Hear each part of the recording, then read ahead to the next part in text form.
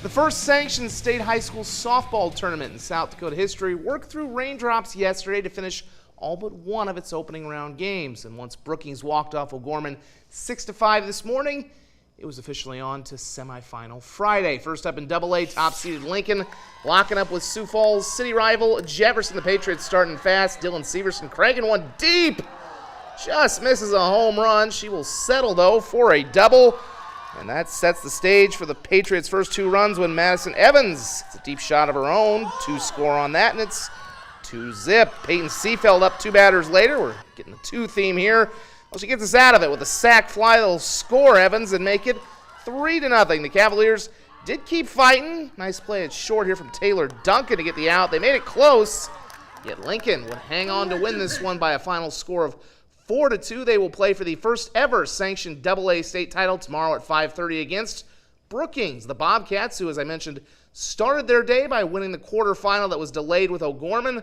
Now they end it with a 5-3 victory over Brandon Valley. Could the top seed in Class A survive? That, despite the protests at West Central, is Dell Rapids, and they faced a T team that put on a hit parade. That was Ava Opland with a drive to center that scored Sydney Ganschow.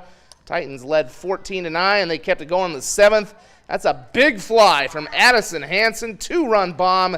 It was 17-9. There was no mercy rules, so there was no mercy. They were not done in that inning. Callie Boom lowering the boom, a double of her own, 2 more score, and T titanically topples the top seed. A lot of T's in that one, winning it 22-9.